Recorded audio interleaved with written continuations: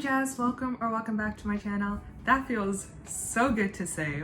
Obviously for you guys, I did my intro 2 weeks ago, but for me, because I pre-recorded pretty much the last set of paintings, I haven't done my intro in like a month. And sitting in front of the camera, I haven't done that and like actually spoken to you guys in 2 months. This week's video is going to be really chill. I'm just gonna do a small little get ready with me, and I'm gonna do a little recap of my trip, but also what's been going on with me and what have I been doing in the last 2 months. Before we get started, please make sure to subscribe. It means the absolute world to me. And let's get into the video. Okay, so let's start with the beginning of April. A little context, I volunteer at my old high school for their drama club. And it also works out because I work as a classroom supervisor, or as I like to call it, an extremely unqualified supply teacher. And I also work as an educational assistant. And the job has helped me and allowed me to sort of be more involved with my high school's drama club. So our drama club, along with many others across the city, participate in something called Cappies. I'm not sure if it's a nationwide thing, but definitely in Ottawa, we have a thing called Cappies. And Cappies, we go around to different schools, gathering up a bunch of different kids to go to everybody else's shows and critique them. And after they critique the shows, that team then tallies up all the scores and creates nominations for the different schools. After the nominations, our nomination day was May 1st, I believe. So I was in Paris while the nominations were happening. It was live streamed, but because of the time difference, I wasn't able to watch it. But there is a recording of it, and that's the one that I ended up watching.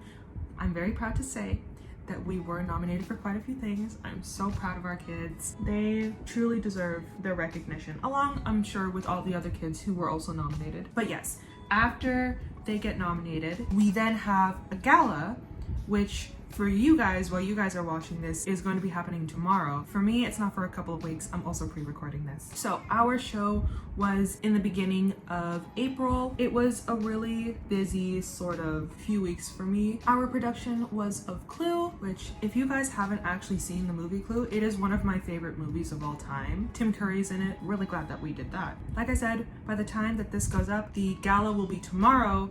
By the time next week's video is aired, I will have already known whether or not we won in our categories that we were nominated in. So yeah, I am really excited about that. That was the first couple of weeks for me in April. Then comes the 2 weeks after the show. Now this is something that happened to me even when I was in high school and I was a part of my high school's drama club. You get massive withdrawal. The amount of time and effort it takes to put on these productions is astronomical. So by the time that it ends, your time is no longer consumed by this project and you have no idea what to do with your life anymore. You feel lost. It happened to me then and it happened to me now. You almost forget what your life was like before the production. And truthfully, it really is now just waiting for next year's production, which we have already started to plan out. We are doing auditions this month. Oh my God, also, it's June. Happy Pride Month to anybody who is a part of the community. Happy Pride Month. I'm so sorry, I forgot to say that. But yeah, we are starting auditions in the end of May / now to be able to give the kids their roles and their music and essentially assign any tech. So yeah, like I said, for those 2 weeks, I didn't know what to do with my life, much like pretty much everybody else involved with the production, including the kids. And then we move on to my trip. I left on April 30th. I'm filming this a week after I've gotten back, so I got back on May 10th. We took an overnight flight, which actually really helped with the time zone difference. We didn't get to Paris until 7 o'clock in the morning, and then it was actually a bit of a journey to get to our Airbnb. So our first day there, we went to Luxembourg. We needed something to do because, again, there was a huge time difference between Ottawa and Paris. It is a 6-hour time difference. So when we got there at 7 a.m., it was 1 a.m. back home. And quite honestly, I was ready to pass the fuck out. Didn't really sleep much on the plane. The plane ride was okay. I generally don't do well on plane rides. It's the takeoff and the landing for me. It's just, it sends signals up my stomach. I don't get travel sick. I just get really anxious. But it's only during takeoff and landing. On the actual flight, I'm pretty much okay. But our flight to Paris, and I just want to preface by saying, anybody who travels with a kid, I personally can't understand how hard it is, but I do recognize that it is very difficult to travel with a baby, and I feel very bad for the parents who also get no sleep and just have a really hard time trying to keep the baby happy. But the family that was behind me and my friend, their baby or toddler kept kicking the backs of our seat, as well as the mom kept kicking the back of my seat. And I'm assuming she had kept stuff in like that little pouch that's in the seat in front of you, like where the magazines are and like the barf bags are, because there was just constant, like her hand was constantly in there and it was just rubbing all up against my lower back, quite honestly a little bit lower. So it was just a really uncomfortable ride. But yeah, we got to Paris. We immediately went to our Airbnb. It actually took us quite a bit of time because we were just confused of where to go, and we ended up going to Luxembourg to try and stay awake as long as possible. We got back to our Airbnb at like 7, and I told myself, you know what, I'm gonna put a 20-minute timer, I need this little nap. And it got to the point where I ended up waking up a few minutes before my alarm because I was such in a deep sleep that I truly thought it was past my alarm and I slept through it and everything. But like I woke up in such a state of confusion that I was like, you know what, screw it, it's 7:30, I'm going to bed. And that's what I did. But thankfully for us, we ended up waking up around 10 a.m. and then comes day 2. Day 2, we went to the Basilica and we did a little bit of shopping. Now, I have asthma. My friend knows I have asthma, and I can't remember the name of this area in Paris, but I will put it up on the screen. It is known for the crazy amount of steps you need to get through in order to get to the Basilica. So that was a journey in and of itself. It was worth it after I caught my breath because we had a beautiful sort of landscape view of the city, and then obviously we went to the Basilica. The Basilica inside was gorgeous. A couple of things. Once you enter the Basilica, it specifically says to keep quiet because obviously you are in a church. It really rubbed me off the wrong way when so many people were just speaking at a normal volume. Like there was a lot of people who weren't whispering, and it really made the difference. I was like, guys, this is common decency. Lower your voice. That's all I asked. Oh, I was a little bit too bold with that. Jesus Christ, no pun intended. It was that, and also Paris itself was a very scammer ready city. There was a lot of people who were scammers and pickpocketers, especially in the touristy areas, which, a little fun fact about me, if I go travel somewhere, I don't care to go and see the touristy types of stuff. That's why, like, truth be told, we did not go to the Eiffel Tower because I just wasn't gonna have it. I understand that we went to the Louvre, but my friend really wanted to go to the Louvre. I'm a very socially anxious person, so I hate big crowds. The only thing that is in my mind is planning an escape route, and that's all I can think about. I can't focus on anything else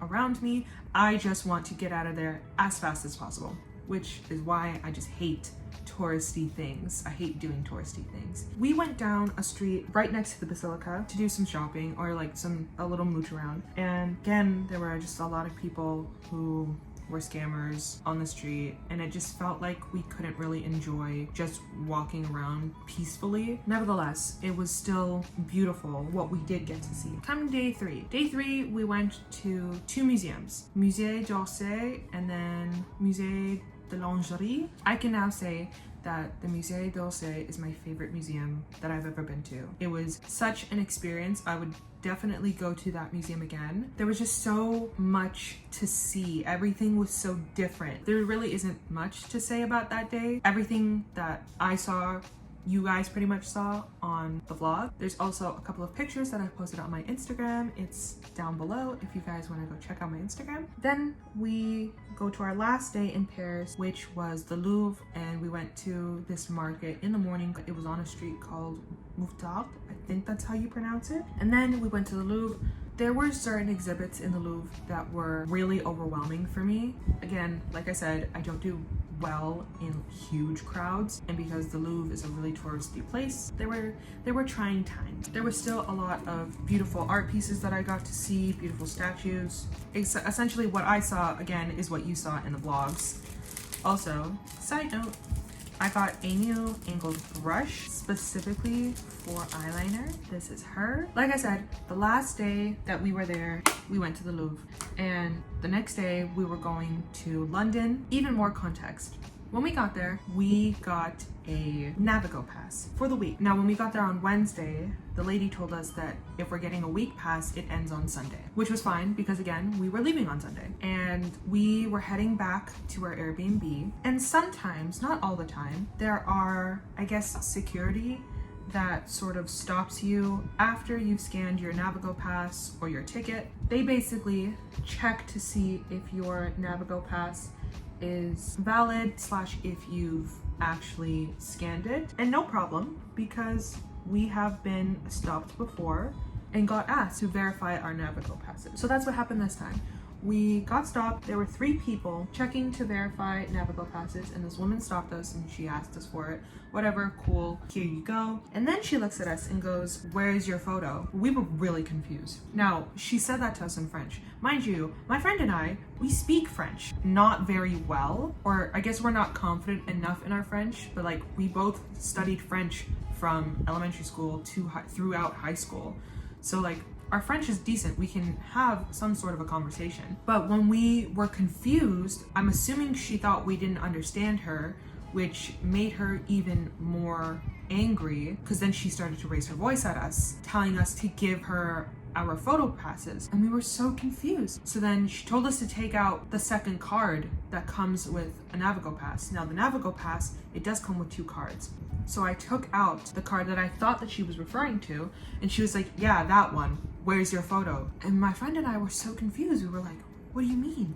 And she just raised her voice even more at us and became a little bit more aggressive. Mind you, the lady who sold us our Navigo passes knew that we were not from Paris and neglected to tell us that you need to put a photo on this separate card that you really don't need unless somebody asks you for it, because it doesn't help you get around Paris. We were trying to explain to her that nobody told us that we needed to get our picture on the back of this card, and she just refused to listen to us. She kept talking over us, only asking for the card, and she became more and more aggressive. So it just got to the point where like me and my friend, we just sort of like shut down because we didn't know what to do if she wasn't gonna listen to us.